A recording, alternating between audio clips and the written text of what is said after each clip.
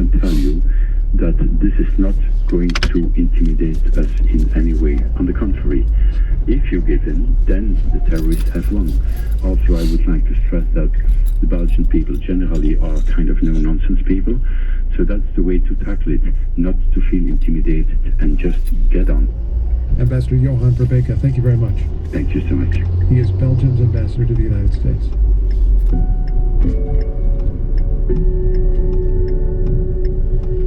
In America's top real estate markets, rents are going up and home prices are just soaring, and that's pricing a lot of people out of the communities they work in, like teachers in some of America's big cities. Here's NPR's Eric Westerfeld. Kelly Henderson teaches at Newton South High School, a suburb west of Boston. It's part of the 10th most expensive housing market in the country.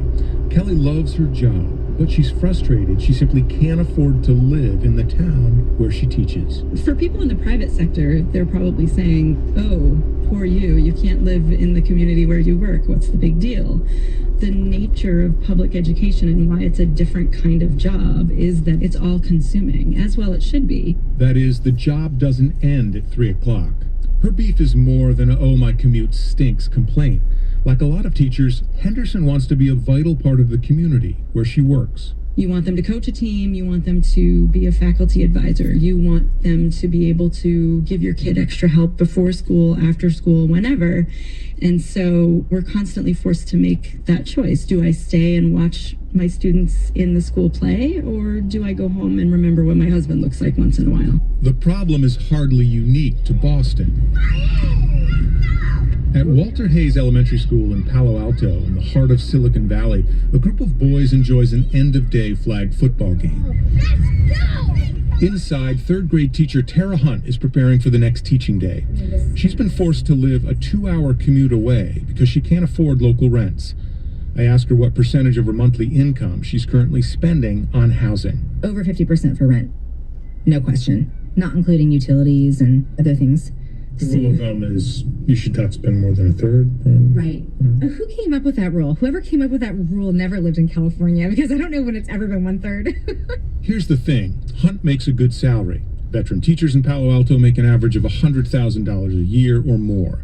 But when Hunt looked for a place to live in the community where she teaches... I was looking at a 2-bedroom house in Palo Alto for rent for $7,500 a month. 1,200 square feet.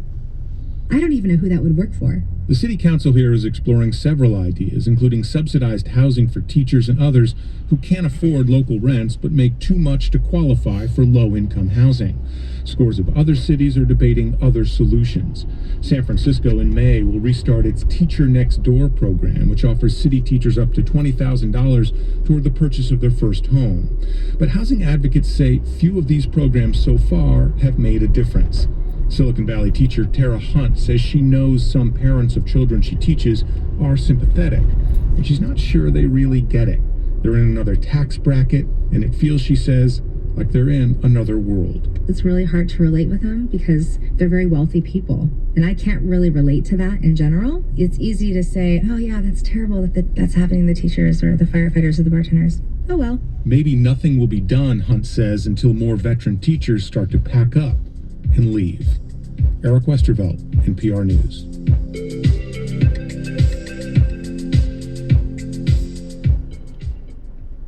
You're listening to Morning Edition on WNYC. Just ahead, we'll look at the training of prisoners to treat overdoses with naloxone once they get out of prison. It's already saved some lives, and some guards want the training too. It's coming up in about 10 minutes. Alternate side parking rules are suspended today for the Jewish holiday Purim and the Western Christian observance of Holy Thursday, but parking meter regulations remain in effect. It's going to be partly sunny today, cooler, only getting up to around 55 degrees. Then tonight, mostly cloudy, slight chance of showers with patchy drizzle in the evening, then showers likely after midnight. Overnight lows tonight in the lower 50s. And then tomorrow, some isolated thunderstorms and showers with highs near 65. Right now it's partly cloudy, 44 degrees in Central Park. It's 44 in Bridgewater at 742. WNYC is supported by Barbara Cook, Then and Now, a musical memoir conceived by James Lapine and directed by Tommy Tune, starring Barbara Cook. 66 performances beginning April 12th at New World Stages. Tickets at barbaracookThenandNow.com. From NPR News in Washington, I'm Lori London. An intensive search is underway for a third man in a photo from the airport in Brussels. NPR's Soraya Sarhadi Nelson reports from Brussels. The unidentified man authorities are looking for was with the two bombers at the Brussels airport and apparently fled after his explosives failed to detonate. Police have a photo of him and the two other men as they push their bomb-laden bags through the departure hall on luggage carts. The search for the suspect has led the Belgian government to extend its highest state of alert and increase searches and raids by police around Brussels. Meanwhile, the lawyer for the key suspect in the Paris attack says Salah Abdeslam, who was captured last week in Brussels after 4 months on the run, will not fight extradition to France. At a state dinner in Argentina, President Obama is toasting President Mauricio Macri for bringing in a new era for the Western Hemisphere. I've just come from Cuba, where the United States' growing engagement there is aimed at improving the lives of the Cuban people. And I'm here in Buenos Aires because, Mr. President, the world has noticed your eagerness to re-engage Argentina with the global community. Macri returning the praises, saying the people of Argentina are grateful for the visit. On Wall Street, stock futures are lower on talk of a Fed interest rate hike. I'm Lori London, NPR News in Washington. And this is WNYC in New York at 7:44. Good morning. I'm Satirius Johnson. Brooklyn DA Ken Thompson says he won't seek jail time for former NYPD officer Peter Leong. The 28-year-old rookie was convicted of manslaughter in the 2014 shooting death of Akai Gurley in a Brooklyn public housing stairwell. Thompson's recommending Leong serve 6 months under house arrest, 5 years probation, and perform 500 hours of community service. Gurley was unarmed when Leong shot him in the dimly lit stairwell at the Pink Houses in East New York. Akai Gurley's family issued a statement saying they're outraged by Thompson's recommendation. They say it diminishes Gurley's death. The federal judge who presided over a case that changed the NYPD stop and frisk policies is leaving the bench. Judge Shira Shenlin is joining a city legal firm where she says she'll concentrate on dispute resolution cases. She has spent more than 21 years on the federal bench. Former New York Senate leader Dean Skelos and his son Adam are asking a judge not to send them to prison. The two were convicted on charges that the Republican lawmaker used his office to extort about $300,000 in salary and other benefits for his son. Their lawyers filed papers in federal court in Manhattan yesterday asking for probation instead of prison. Both are scheduled to be sentenced on April 13th. Oceanside parking rules are suspended today and tomorrow, but parking meter regulations remain in effect. It's going to be partly sunny today, a little cooler with highs in the mid-50s, and then tonight, chance of showers and drizzle in the evening, then showers likely after midnight. Overnight lows near 52.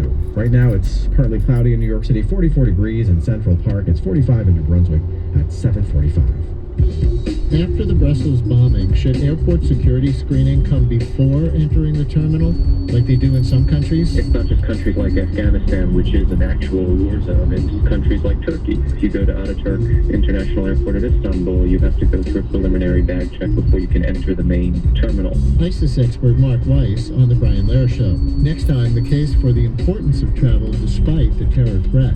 The Brian Lehrer Show, weekdays at 10 a.m. on WNYC.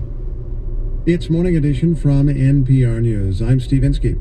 And I'm David Green. You know, being a professional poker player is not the most stable way to make a living. Even the best players can go on these costly losing streaks from time to time. Keith Romer from our Planet Money podcast talks to one poker pro about one way he manages all the risk that comes with his job. Derek Walters paid $10,000 to enter the 2012 World Series of Poker main event. So he wasn't happy when he got knocked out. You lose the last of your chips and just, do the walk of shame out of the poker room. Derek had lost his chance to win the $8.5 million top prize. But he knew that even the best poker players will lose most of the tournaments they enter. So before this one had even started, Derek, like a lot of pros, took steps to diversify his poker portfolio. First step, he bought tiny shares in other players, like they were stocks. He would pay 5% of their buy-in, plus a small markup, and they would give him 5% of whatever they won. Some of these were his friends, some he had just met online. These are screen names. Acid Knight, 5%. Chip Chucker, 5%. Jumanji Board, 5%. K-Swell, 5%. Manchild, 5%. Zach Vac, all of these 5%. handshake deals, no contracts. In the end, Derek bought shares of 12 players in all. One of those players? His 21-year-old friend Jake Balsiger, who was crashing on Derek's couch. Jake couldn't afford to enter a $10,000 tournament, but Derek and some of their friends offered to buy him in.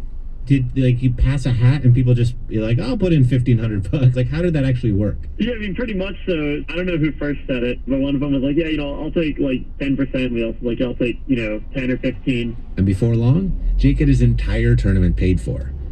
In addition to buying shares, his investor friend Derek also traded shares with other players. 5% of Derek for 5% of the other player. This is called swapping, and Derek was not the only one doing it. So if you look at a big tournament, I would say basically every professional is swapping. Because of all his share buying and swapping, even once Derek was officially knocked out of the tournament, he was still very much alive. He still had 16 chances to win a lot of money. But one by one, his army of players got knocked out of the tournament. By the middle of day 4, Derek had just 4 players left. Then Chip Chucker and Manchild went down. On day 5, Case Swell went down. And that left just one guy, Jake, the 21-year-old who couldn't afford the entry fee. Jake, the guy who was sleeping on Derek's couch. But if somebody owns 15% of what you win, and you are winning, there are perks. They let me move into the master bedroom from the couch. That was pretty cool. Definitely moved up in the world. From the more than 6,000 players who started the tournament, Jake made it all the way to the final table of 9 players. He ended up finishing in 3rd place, winning almost $4 million. But, of course, that wasn't really his money. Jake walked away with a little under $700,000. The rest went to his investors. Derek's share, almost $600,000. These days, Derek Walters still plays tournaments, but more and more, he's investing. Are you a better investor or a better poker player?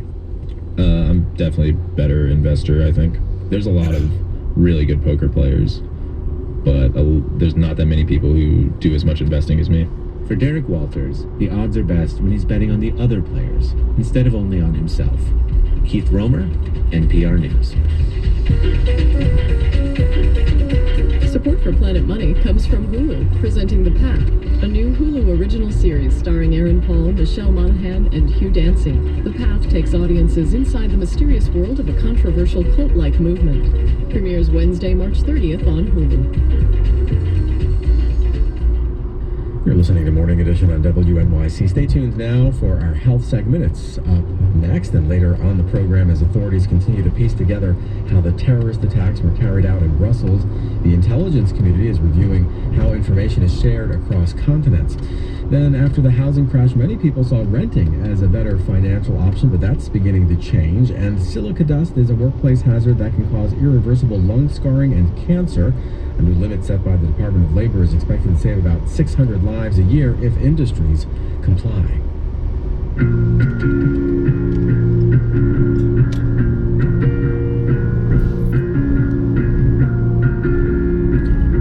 Alternate side parking rules are suspended today and tomorrow, but parking meter regulations remain in effect both days. It's going to be fairly nice today, partly sunny skies, a little cooler than yesterday. Only getting up into the mid-50s, and then tonight, mostly cloudy, slight chance of showers and drizzle in the evening, then showers likely late after midnight with overnight lows in the lower 50s. And then tomorrow we'll have some isolated thunderstorms and showers with a high near 65. Right now it's partly cloudy in New York City, 44 degrees in Central Park. It is 42 in White Plains, 43 in Morristown. This is WNYC, WNYC.org at 7:51.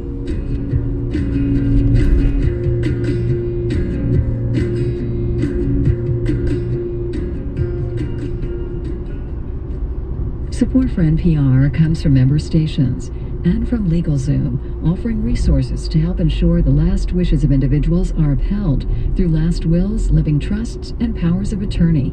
Legal help is at LegalZoom.com. And visit St. Petersburg Clearwater, offering 35 miles of white sand beaches along Florida's Gulf Coast and cultural attractions, including St. Pete's Dolly Museum and the Chihuly Collection.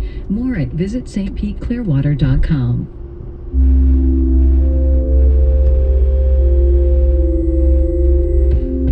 It's time for Thursday's health segment, where we explore health, medicine, and the human body. You may have heard that pharmacies across the region are selling naloxone, a medication that can reverse overdoses from opioids, a class of drugs that includes heroin and some prescription painkillers. WNYC's Fred Mogul reports that the effort to get naloxone into more hands is expanding now to New York State prisons. Kevin Small was a couple weeks out of state prison last spring when he went to visit friends in Jamaica, Queens. As he got off an MTA bus, he saw a man passed out on the sidewalk. He's on his backside, facing up to the sky. He was like, basically just on the ground, like he got knocked out in the boxing ring. No one's doing anything. Small asks around. Someone says the guy's been lying there for around 20 minutes or so. And then Small realizes it's someone he grew up with. Someone he knows did heroin. So I put two and two together. He did some drugs. I knew that. And he knew what to do about it. He took a blue nylon pouch out of his backpack. I didn't hesitate. The only thing I took the time to do was to call 911. He opens the pouch, takes out an anti-overdose drug called naloxone, puts it in a special applicator, inserts it into the man's nostrils, and releases a fine mist. I seen a flutter, a little movement in his face, but he wasn't coming out of it, so I waited like 45 seconds.